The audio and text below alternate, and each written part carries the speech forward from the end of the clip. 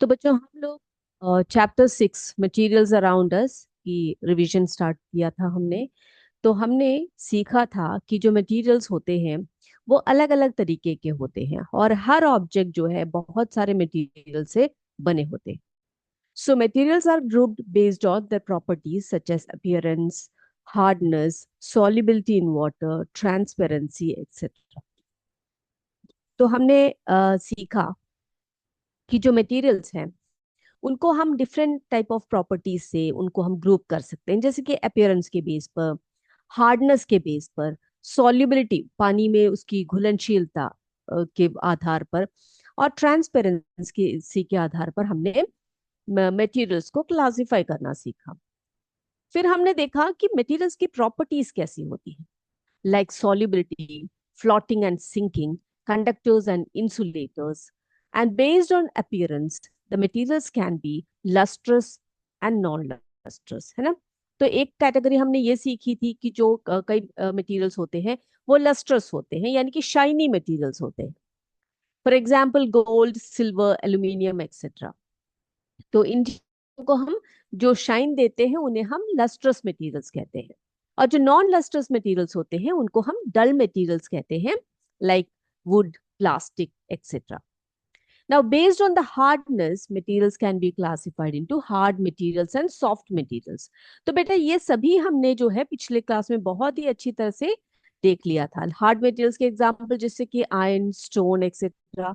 Soft materials जैसे कि cotton, rubber, ये सब। Now, based on solubility in water, so पानी में solubility के आधार पर हम materials को we can classify them on the basis of soluble materials and insoluble materials, है ना। उनको soluble materials भी कहते हैं और insoluble materials भी कहते हैं। ओके, चलिए। अब soluble materials क्या होते हैं बेटा? जो soluble materials होते हैं वो कैसे materials होते हैं? वो ऐसे materials होते हैं जो पानी में घुल जाते हैं, है ना। soluble materials वो materials होते हैं जो पानी क्या हो जाते हैं बच्चे? घुल जाते हैं। और जो insoluble materials होते हैं वो क्या करते हैं? वो पानी में नहीं घुलते हैं। तो ऐसे चीजों को हम क्या कहते हैं? ऐसे चीजों को हम soluble एंड insoluble materials कहते हैं। तो बेटा अभी हम क्या सीखने वाले हैं? अभी जो है आज हम सीखेंगे कि बेस्ड ऑन ट्रांसपेरेंसी, ठीक है, based on transparency materials can be classified into transparent, translucent और ओपेक ऑब्जेक्ट्स। ठीक है, तो तीन प्रकार से हम इनको सीखते हैं। एक ऐसी चीजें ऐसी चीजें जो क्या करती हैं बेटा? जो ट्रांसपेरेंट होती है। दूसरी चीज ऐसी चीजें जो ट्रांसलूसेंट होती है ना। तो ट्रांसपेरेंट, ट्रांसलूसेंट और ओपेक ऑब्जेक्ट्स, तो इनके बारे में भी आज हम क्या करेंगे? आज हम सीखने वाले हैं। तो ये जो तीन चीजें हैं, यानी कि हम कैसे इन तीनों के आधार पर हम चीजों को डिफाइन करेंगे, कैसे हम इन चीजों को आगे देखेंगे। चलिए, now we know that every materials around us, यानी कि everything around us is made of materials. Materials can be natural और man made. So material are chosen based on their properties. तो बहुत सारे प्रॉपर्टीज हमने देखी है बेटा। तो ये सभी जो प्रॉपर्टीज है मटेरियल्स की, इनके आधार पर हमने क्या किया था? मटेरियल्स को एक एक करके हमने क्या किया था बच्चों? क्लासिफाई किया था, है ना। यस। अब जो है हम क्या करने वाले हैं बच्चों? अब हम क्या करेंगे? अब हम देखते हैं पिछले क्लास में जो जो बातें हमने सीखी है उसको एक और बार जरा रिवाइज करेंगे। उसके बाद फिर हम आज के टॉपिक की तरफ चलेंगे। ठीक है। तो हमने सीखा था बेटा कि जो मटेरियल्स होते हैं वो कैसे होते हैं, है ना। तो मटेरियल्स की अगर हम बात करते हैं तो अगर एक क्वेश्चन आता है जैसे would it be a good idea to use paper like materials for making cooking utensils, ठीक है। तो अगर आपको कुछ खाना पकाना है तो क्या आप ऐसी चीजों का यूज करेंगे जो कुकिंग यूटेंसिल्स में आप ऐसी चीज का यूज करेंगे जो पेपर लाइक मटेरियल हो? आपका क्या आंसर होगा बताएंगे आप मुझे? No. Why? Because paper is a combustible material, है ना। तो पेपर क्या है बेटा? एक कंबस्टिबल मटेरियल है जिसको हम अगर यूज करते हैं तो क्या हो जाता है? वो जल सकता है। तो हम ऐसे चीज का कभी भी वेसल्स के रूप में हम ऐसी चीजों से बना नहीं सकते हैं। ओके, चलिए। अब ऐसी चीजें जो, जैसे कि अगर हमने पेपर से कोई वेसल बना दिया, सोचिए, तो पेपर से अगर हमने कोई वेसल बनाया तो क्या उसमें पानी को होल्ड किया जा सकता है? नहीं, इट कांट होल्ड वाटर, है ना। उसको हम उसमें पानी डाल नहीं सकते, तो थोड़ी देर क्या हो जाएगा, गल जाएगा और उसमें से पानी निकल जाएगा। It can't retain its shape, है ना। तो उसका जो शेप है उसको रिटेन नहीं रख पाएगा, वो थोड़ी देर बाद वो क्या हो जाएगा, गल जाएगा। Now, why cannot a tumbler made of cloth be used for storing water? तो आपने कभी ये सोचा है कि क्या हम पानी को स्टोर करने के लिए एक ऐसे टम्बलर का यूज कर सकते हैं जो कपड़े से बना हुआ हो, जो क्लोथ से बना हुआ हो? नहीं कर सकते हम, है ना। So we cannot use a tumbler which is made up of cloth to store water, है ना। क्या रीजन बताया? बिकॉज क्लोथ इज पोरस, है ना, पोरस होता है, इसके बीच बीच में क्या होते हैं बेटा, इस तरह से क्या रहते हैं, होल्स रहते हैं, है ना। तो इनको हम क्या कहते हैं, ये पोरस मटेरियल है। ये देखिए, बीच बीच में क्या है, ऐसे पोर्स रहते हैं। तो इन पोर्स की वजह से क्या होता है बच्चों, इन पोर्स की वजह से अगर आप उसमें पानी डालेंगे, what will happen? See, cloth is a porous material due to which water can easily pass through the holes, so it cannot hold the water, है ना, उसको पानी रिटेन नहीं कर पाएगा उसमें। Now cloth is soft and flexible, so it will sag under the weight of water. फिर क्या होगा, अगर मोटे कपड़े में भी आप उसको पानी में डाल दोगे, पानी उसमें डालोगे, तो क्या होगा, वो सैग हो जाएगा, पानी के वेट के कारण वो सैग हो जाएगा। ठीक है। तो इसीलिए हम डिफरेंट डिफरेंट मटेरियल्स को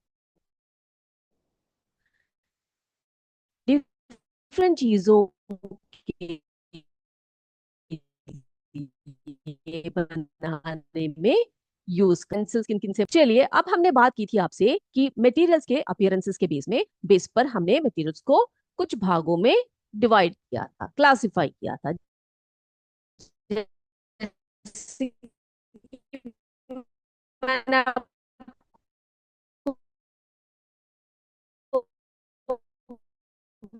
बताया कि lustrous materials, materials that typically have a shiny, इनके मेटल्स कहलाते हैं, है ना। So these are the examples of metals like iron, copper, zinc, aluminium, gold etcetera which have a lustrous shine, और हम कह सकते हैं ये शाइनी मटेरियल्स है, जिनको एक, जिनमें एक ग्लो होता है, इनमें एक शाइन होता है। Now, why we often notice the luster only on the freshly cut surface of metals? देखो बेटा, जब भी हम मेटल्स में से फ्रेशली कट करते हैं, हम देखते हैं कि उसमें चमक ज्यादा होती है ना। लेकिन बहुत समय बाद, after a long time, the lustre gives a dull appearance, है ना। जैसे जैसे टाइम बीतता है, तो जो उसका जो लस्ट्रस जो अपीयरेंस होता है, वो डल अपीयरेंस में कन्वर्ट हो जाता है। उसका रीजन क्या है? सी, मोस्टली मेटल्स आर रिएक्टिव। जो मेटल्स होते हैं वो कैसे होते हैं बेटा? मेटल्स आर रिएक्टिव, है ना। तो हम कह सकते हैं जो मेटल्स होते हैं, मेटल्स आर रिएक्टिव। ठीक है। तो मेटल्स रिएक्टिव होते हैं। तो ये क्या करते हैं, किसके साथ रिएक्ट करते हैं बेटा? मेटल्स किसके साथ रिएक्ट करते हैं? एयर के साथ, और किसके साथ करते हैं? वाटर के साथ। तो एयर और वाटर, इन दोनों के साथ ही क्या करते हैं, जो मटेरियल्स है, जो मेटल्स होते हैं, वो रिएक्ट करते हैं। ठीक है। और क्या होता है, and after a long time what happen when they react with the air and moisture और water, they loss the lustre and gives a dull appearance. तो क्या हो जाता है बेटा, कुछ समय बाद ये कैसे हो जाते हैं, डल अपीयरेंस दिखाते हैं, क्योंकि most of the metals are very highly reactive. ठीक है, वो बहुत ज्यादा रिएक्टिव होते हैं। चलिए, अब हम बात करते हैं नॉन लस्ट्रस मटेरियल्स की। तो ये नॉन लस्ट्रस मटेरियल्स क्या होते हैं? Non lustrous materials are those that do not have a shiny surface. तो नॉन लस्ट्रस मटेरियल्स के बारे में हमने सीखा था, जिनकी कोई शाइन नहीं होती है ना। Okay. Now some examples of non lustrous materials क्या क्या है बेटा? Paper, wood, jute etcetera. तो ये सभी कैसे मटेरियल्स हैं? ये सभी नॉन लस्ट्रस मटेरियल्स है ना। देखो पेपर है और जैसे कि ब्रिक्स है, स्टोन्स है, तो उनमें कोई चमक नहीं रहती, तो ऐसी चीजों को हम नॉन लस्ट्रस मटेरियल्स कहते हैं। आई होप ये क्लियर है सभी को, है ना। चलिए, फिर हमने हार्डनेस के बेसिस पर हार्डनेस के बेसिस पर भी हमने मटेरियल्स को क्लासिफाई किया था। कैसे किया था हार्डनेस के बेस पर? क्या है हार्डनेस? देखो, materials that are difficult to compress और scratch are called hard materials. जिन चीजों को हम कंप्रेस नहीं कर सकते, जिन चीजों को हम स्क्रैच नहीं कर सकते, उन चीजों को हम क्या कहते हैं? उनको हम कहते हैं हार्ड मटेरियल्स, है ना। तो ऐसी चीजों को हम क्या कहते हैं बेटा? ऐसी चीजों को हम हार्ड मटेरियल्स कहते हैं। For example iron, copper, diamond etcetera. तो ये सब कैसी चीजें हैं? हार्ड है, बहुत hard. Now materials that are easy to compress और स्क्रैच, ठीक है, जिनको हम बहुत आसानी से कंप्रेस कर पाते हैं, उनको हम कहते हैं, क्या कहते हैं उन्हें? हम कहते हैं सॉफ्ट मटेरियल्स। क्या कहते हैं बेटा उनको? हम सॉफ्ट मटेरियल्स कहते हैं, है ना, जिनको हम आसानी से हाथों में पकड़ के ऐसे कंप्रेस कर सकते हैं या उनमें स्क्रैच कर सकते हैं। For example rubber, cotton can be easily compressed. उनको हम क्या कर सकते हैं? बहुत ही आसानी से हम कंप्रेस कर सकते हैं। So based on hardness also we can classify materials, है ना। हम चीजों को क्या कर सकते हैं? क्लासिफाई कर सकते हैं। Now the next classification is based on transparency, ठीक है। अब देखो, इसमें बेटा तीन चीजें हम पढ़ेंगे। क्या पढ़ेंगे? इसमें जो तीन चीजें आएंगी वो है, पहला है ट्रांसपेरेंट मटेरियल्स, ठीक है, यहाँ पे ट्रांसपेरेंट, ट्रांसपेरेंट मटेरियल्स, ओके। दूसरा जो हम पढ़ेंगे वो है ट्रांसलूसेंट, ट्रांसलूसेंट मटेरियल्स, ओके। जो तीसरा है वो है ओपेक, ओपेक मटेरियल्स, ओके।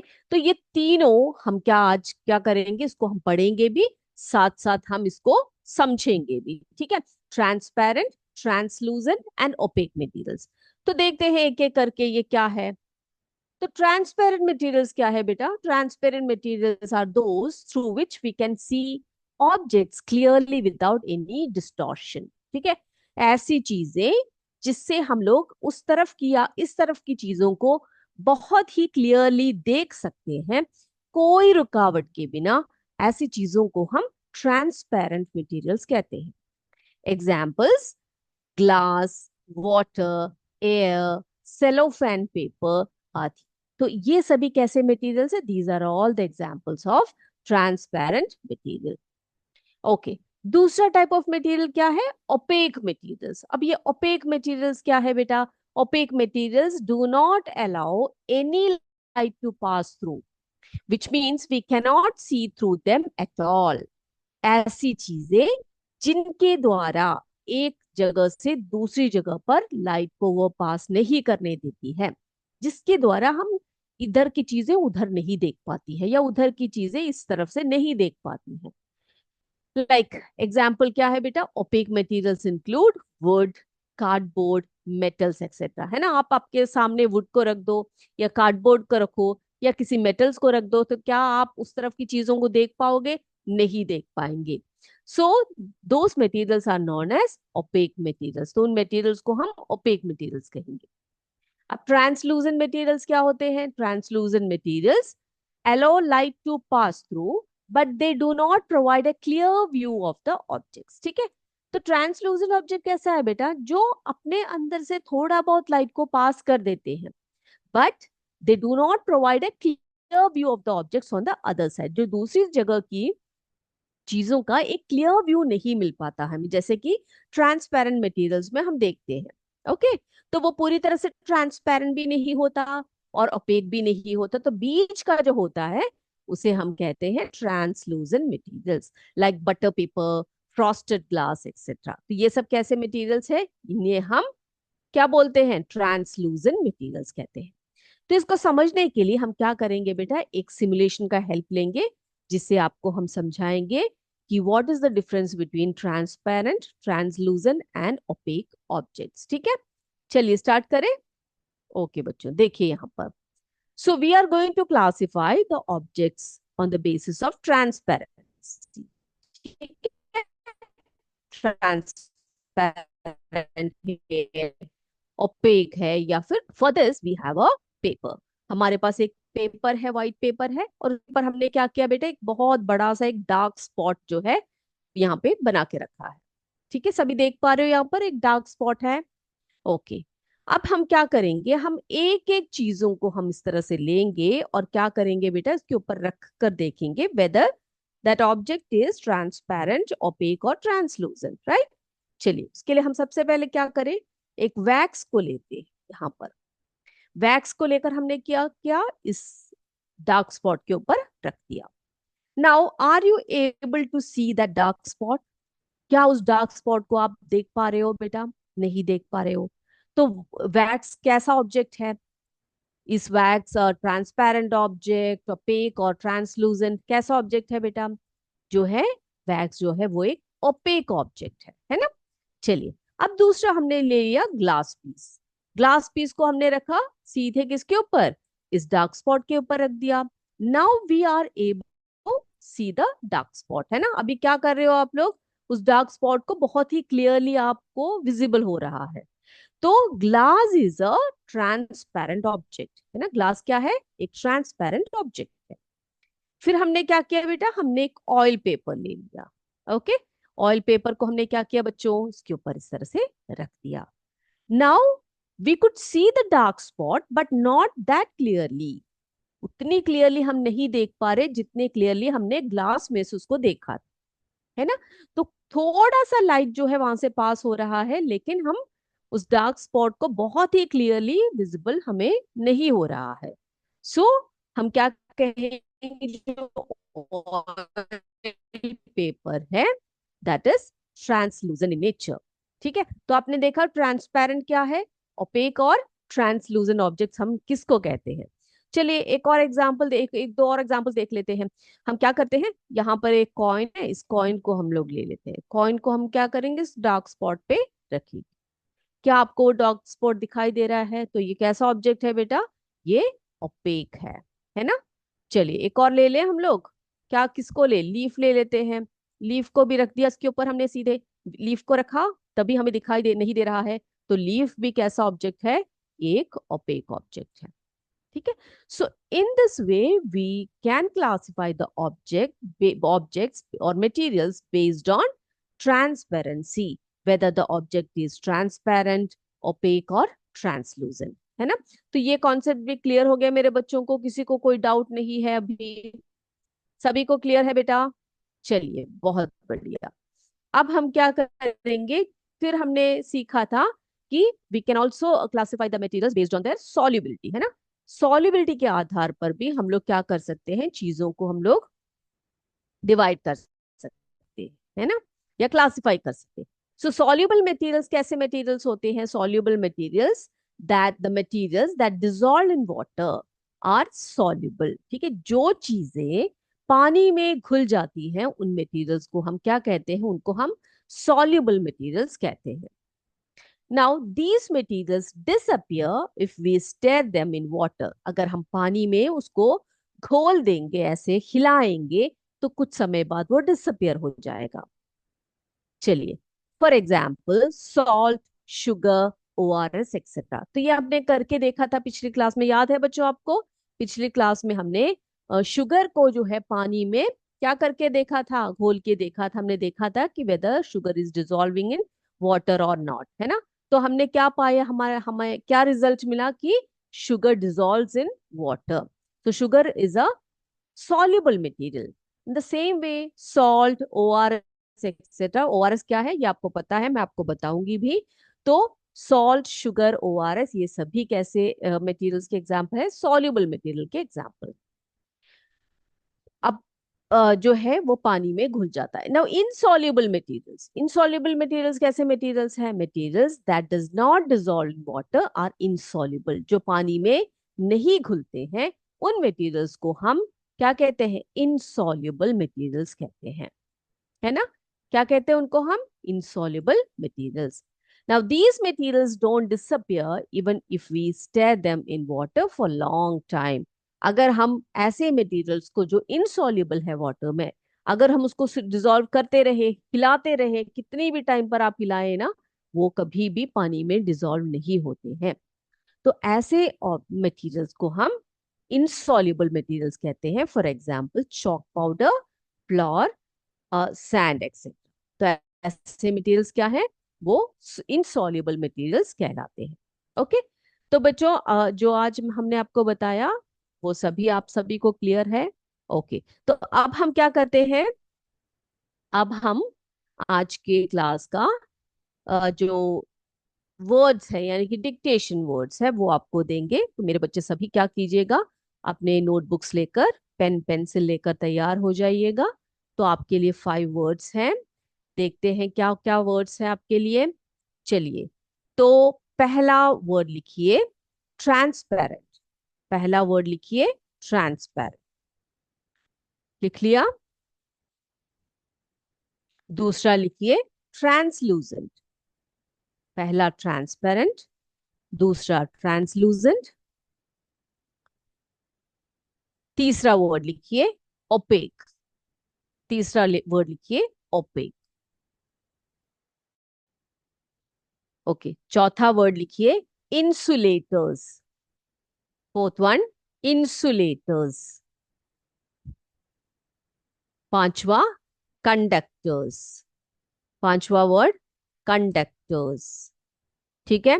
तो पहला वर्ड ट्रांसपेरेंट, ट्रांसलूसेंट, दूसरा वर्ड, तीसरा ओपेक, चौथा वर्ड इंसुलेटर्स और पांचवा कंडक्टर्स.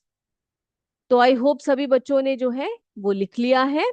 ठीक है. और आज का क्लास सभी को क्लियर हो चुका है. अगले क्लास में हम बाकी टॉपिक्स का भी रिवीजन करेंगे. तब तक आज की क्लास यहीं पर हम वाइंड अप करते हैं. जय विद्या शक्ति. जय हिंद. जय भारत. धन्यवाद. Thank you sir.